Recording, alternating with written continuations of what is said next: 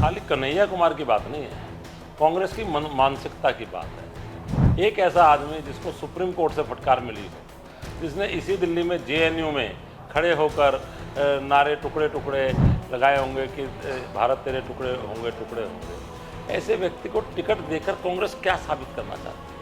कौन सा vote bank साधना चाहती है? कांग्रेस किनके हाथों में खेल रही है? कौन से देशों से संचालित हो रही है? राहुल गांधी किसके इशारे पर चल रहे हैं?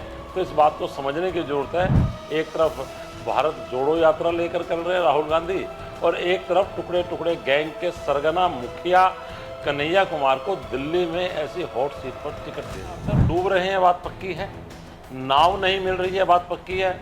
वो तिनके के रूम में भी कन्हैया कुमार को ढूंढ रहे हैं, ये बात भी ध्यान आ रहा है। तो वास्तव में कांग्रेस की और कांग्रेस के नेताओं की मति मारी गई है, और आज भारतीय जनता पार्टी की टक्कर में कांग्रेस वास्तव में कहीं दूर तक भी टक्कर मुकाबले में नजर नहीं आती है। जयप्रकाश अग्रवाल सम्मानित रूप से एक बुजुर्ग नेता है, चुनाव लड़े सम्मान से, और सम्मान के साथ वो जो भी निर्णय होगा वो उनको स्वीकार ही करना होगा, कोई क्या कर सकता है। निश्चित रूप से मैं कह रहा हूँ, कांग्रेस के तीनों प्रत्याशी दिल्ली में गारंटी के साथ कह रहा हूँ जमानत भी नहीं बचा पाएंगे। नमस्कार, आप देख रहे हैं क्विक न्यूज और मैं हूं आपके साथ डिंपल भारद्वाज। इस वक्त हमारे साथ मौजूद हैं भाजपा दिल्ली के कोषाध्यक्ष सतीश गर्ग जी। उनसे हम बात करेंगे क्योंकि अब दिल्ली के समीकरण धीरे धीरे बदल रहे हैं। प्रत्याशी सामने जो प्रतिद्वंदी हैं पार्टीज के, वो उतार दिए हैं, लिस्ट सामने आ चुकी है। बात करते हैं सतीश जी, क्या लगता है, क्योंकि अब जो प्रत्याशी हैं अभी तक जो डिक्लेयर नहीं हुए थे कांग्रेस पार्टी की तरफ से, वो डिक्लेयर हो गए हैं। पता चला है कि कन्हैया कुमार को टिकट मिली है। बहुत सारे ऐसे जो सीट थी जिसपे अभी डिक्लेयर नहीं हुए थे वो सामने आ चुके हैं नाम, लेकिन सबसे जो हॉट सीट अभी नजर आ रही है वो कन्हैया कुमार की सीट नजर आ रही है। पहली बात तो उसके लिए क्या कहना चाहेंगे? वास्तव में जो बात आपने कही, खाली कन्हैया कुमार की बात नहीं है, कांग्रेस की मानसिकता की बात है। एक ऐसा आदमी जिसको सुप्रीम कोर्ट से फटकार मिली हो, जिसने इसी दिल्ली में जेएनयू में खड़े होकर नारे टुकड़े टुकड़े लगाए होंगे कि भारत तेरे टुकड़े होंगे, ऐसे व्यक्ति को टिकट देकर कांग्रेस क्या साबित करना चाहती है? कौन सा वोट बैंक साधना चाहती है?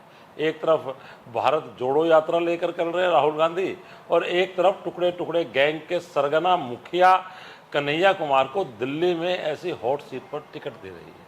तो आपको समझ लेना चाहिए कि कांग्रेस किस गर्त में जा रही है, और राहुल गांधी जो इस बात का निर्णय कर रहे हैं, ये पता लगा है कि कांग्रेस जो नीचे दिल्ली प्रदेश है उसने बड़ा ज़बरदस्त विरोध किया कि ऐसे आदमी को जो भारत के टुकड़े टुकड़े करना चाहता है आप टिकट दे रहे हैं। लेकिन कांग्रेस किनके हाथों में खेल रही है? कौन से देशों से संचालित हो रही है? राहुल गांधी किसके इशारे पर चल रहे हैं? तो इस बात को समझने की ज़रूरत है कि दिल्ली जैसे प्रदेश के अंदर जो देश की राजधानी है, सबसे मुखिया टुकड़े टुकड़े गैंग के सरगना कन्हैया कुमार को टिकट दे रही है। तो आप समझ लीजिए दिल्ली की जनता बड़ी समझदार है, मुंह तोड़ जवाब देगी। कांग्रेस पार्टी कहीं ना कहीं कन्हैया कुमार को डूबते के तिनके के सहारे के रूप में कहीं ना कहीं तो देख ही रही होगी ना। जिन्होंने उन्हें टिकट दी उनको लगा कि मनोज तिवारी के सामने अगर कोई टक्कर ले सकता है तो कन्हैया कुमार ले सकता है। क्या लगता है, कन्हैया कुमार के आने से अब मनोज तिवारी की सीट पर कोई असर पड़ेगा? क्या वो जीत पाएंगे? बात ये आपने कहा डूबते को तिनके का सहारा, साहब इसका अर्थ है डूब रहे हैं, बात पक्की है। नाव नहीं मिल रही है, बात पक्की है। वो तिनके के रूम में भी कन्हैया कुमार को ढूंढ रहे हैं, ये बात भी ध्यान आ रहा है। तो वास्तव में कांग्रेस की और कांग्रेस के नेताओं की मति मारी गई है, और कहाँ मनोज तिवारी की टक्कर में मुझे लगता है जमानत बचानी भी मुश्किल हो जाएगी कन्हैया कुमार को। अच्छा, अब अगर हम चांदनी चौक की बात करें, चांदनी चौक के अंदर लगातार समीकरण बदल रहे थे। कभी अलका लांबा का नाम सामने आया था, कभी जयप्रकाश का नाम सामने आया था, लेकिन लास्ट जो मोहर लगी है वो जयप्रकाश के नाम पर लग गई है। क्योंकि दोनों ही, अगर हम प्रवीण खंडेलवाल की बात करें भाजपा के प्रत्याशी और कांग्रेस के प्रत्याशी जयप्रकाश की, दोनों ही व्यापारी नेताओं के तौर पर, व्यापारी वर्ग के नेताओं के तौर पर उनका चेहरा सामने आता है। दोनों चांदनी चौक से बिलोंग करते हैं, और दोनों का ही सम्मान लगातार बराबर ही समाज में देखा जा रहा है। क्या ऐसा लगता है कि अब ये जो सीट है इसमें कुछ टक्कर हो सकती है, या फिर कुछ इसके अंदर क्या नजर आ रहा है अब आपको? देखिए बात क्या है, ये लोकसभा का चुनाव है, प्रत्याशियों का एक विषय रहता है, लेकिन वास्तव में पार्टियों का चुनाव है। और आज भारतीय जनता पार्टी की टक्कर में कांग्रेस वास्तव में कहीं दूर तक भी टक्कर मुकाबले में नजर नहीं आती। इसलिए क्या होगा क्या नहीं होगा इस पर तो कोई कहने की बातें नहीं है। दिल्ली में 700 और देश में 400 पार, तो ये एक नारा है और जो सक्सेस होने ही वाला है। जहाँ तक बात जयप्रकाश जी की है, एक बड़े सम्मानित नेता रहे हैं, लेकिन जब वो आप कहना चाहिए सांसद थे, वो सीट चांदनी चौक के बदल चुके हैं। वो बहुत छोटा सा हिस्सा रह गया है जहाँ तक लोग उनको जानते थे। फिर कांग्रेस सारी की सारी जो उस समय थी 90% आम आदमी पार्टी में चली गई थी, कांग्रेस है ही कहाँ।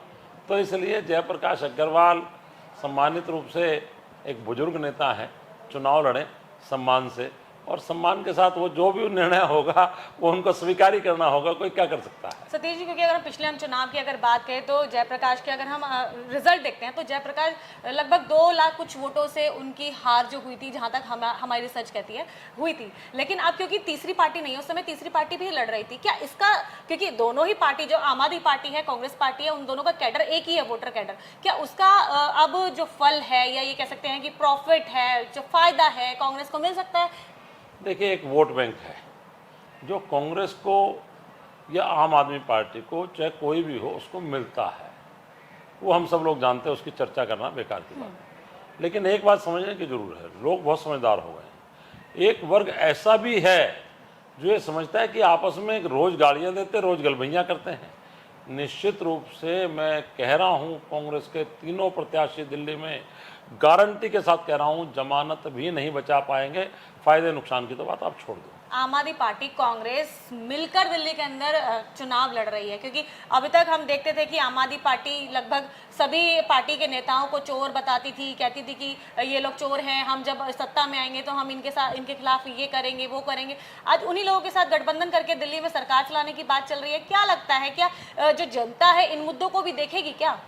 देखिए, कागज पर गठबंधन है, नीचे जमीन पर उनके आपस के जो कार्यकर्ता है, कांग्रेस में तो कार्यकर्ता बचा ही नहीं है खैर, लेकिन बाकी भी जो कार्यकर्ता जितने भी हैं, कुत्ते बिल्ली की तरह लड़ते हुए अगर आपको नजर ना आए, तब आप मुझे बताना कि क्या कह रहे हैं। अच्छा, दिल्ली के अंदर अगर हम देख रहे हैं तो लगातार हम देख पा रहे हैं कि भाजपा के अंदर बड़ी तगड़ी ज्वाइनिंग चल रही है। हर कोई पार्टी से, किसी अलग अलग पार्टियों के जो सदस्य हैं, कार्यकर्ता हैं, वो जल्दी जल्दी आ रहे हैं और भाजपा ज्वाइन कर रहे हैं। ऐसी क्या जल्दी लग रही है उनको? मैं कल किसी के साथ बैठा था, यूआई था, मैंने कहा क्या है, क्या लगता है दिल्ली का?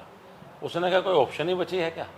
इसका अर्थ है पूरे देश ने मान लिया है कि मोदी जो है, जिस गति से देश का विकास कर रहे हैं, जिस तरीके से सनातन की बात मजबूती से कहते हैं, जो इसका देश का सुपरिचित विचार है, उसको लेकर जैसे बढ़ रहे हैं, कोई ऑप्शन नहीं है। तो जिसको भी, जितने भी अच्छे लीडर्स हैं जो कहीं ना कहीं किसी ना किसी कारण से समय पर कहीं ना कहीं अटके हुए थे, उन्होंने अपना मन बना लिया है और सबको पता है कि अब की बार 400 पार, चलो मोदी के यहाँ।